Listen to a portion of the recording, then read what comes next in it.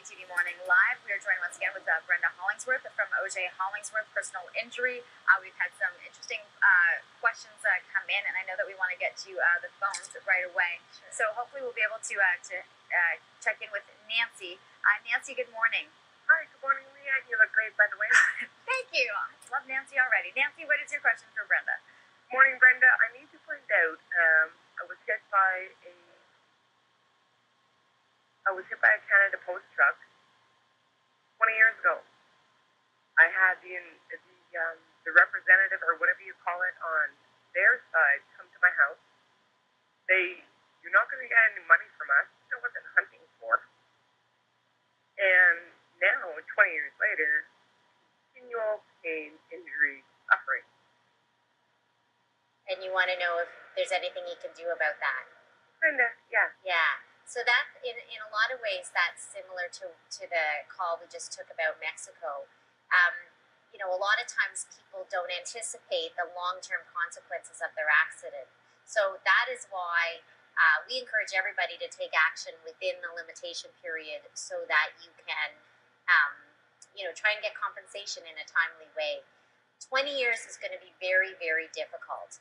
In Ontario, there's a 15-year ultimate limitation period. So generally speaking, there's a 2-year limitation period. Sometimes you can extend that under special circumstances that you need legal advice about. But 20 years, if it's actually 20 years, it's going to be really, really difficult. I'm not saying it's not worth talking to a lawyer about, but it would be a huge challenge.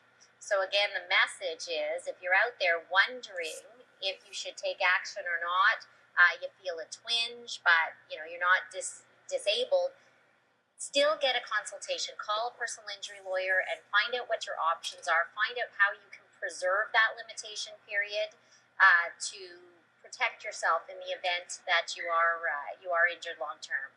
Nancy sounded young. So had she been a child, would this change anything if she had been a young child being hit? Yeah, that's certainly true. Your limitation period doesn't start to run, generally speaking, or your limitation period will expire at 20 if your accident happened before you were 18. So yeah, if you were 5, and not sure, Nancy, that was the case, but yeah, but if you were 5, you might still have recourse. The limitation period 20 years ago was 7 years. But you're still outside that, and there is that 15-year cutoff, kind of no matter what, that I would be worried about. If you want to talk about it, you can call a personal injury lawyer and see if there's something in your particular case. But generally speaking, it's going to be a real challenge. I know that we've lost a caller, but I do know Mark, and I remember what the question was, because he was calling about being in an accident and if it's in a company vehicle, in terms of which insurances you're looking at. If you're driving a company vehicle, is there a difference as to how things happen? Yeah, where so it goes through. If you're in a company car when you have an accident, one consideration is whether or not you're going to be covered by WSIB, and so that's something, if you're hurt, that is going to come into play. But what you want to make sure you do is report the accident to your employer who owns the vehicle and also to your own insurance company. Generally speaking, the rules that decide which insurance company kicks in are sort of sorted out among the insurance companies. So you want to report it to both and let them decide who's going to respond. How do they do that?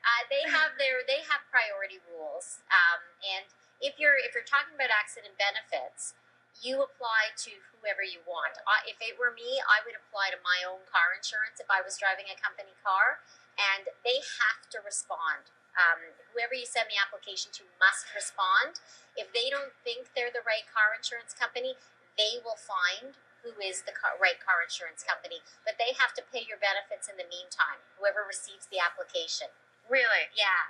So you probably, the preference is to go with your own? Well, it's just easier, right? You're not dependent on someone else to make a phone call. You're not dependent on someone else to get you the forms. So that's why I would apply to my own and let them decide. Would there be assistance within a workplace as to some of these things being handled? Well, it would depend on the sophistication of the workplace, right? I mean, people who drive trucks and cars for a living, there's sort of very sophisticated workplaces and there's real mom and pop workplaces. So you want to, the easiest thing, and you're not going to be hurt by applying to your own car insurance. Interesting information. Of course, people can find a ton of it on your website. It's a very interactive website, of course, with also some of the free guides that you've been able to put out. So please check out the website. You can also find a ton of information, including where they are located, which is at 1443 Woodruff Avenue. The website, www.askbrenda.ca. And of course, you can always send them an email as well, info@ottawalawfirm.ca. Brenda, always a pleasure. Thank you so much. Thank you. We still have plenty more to come here on CTV Morning Live.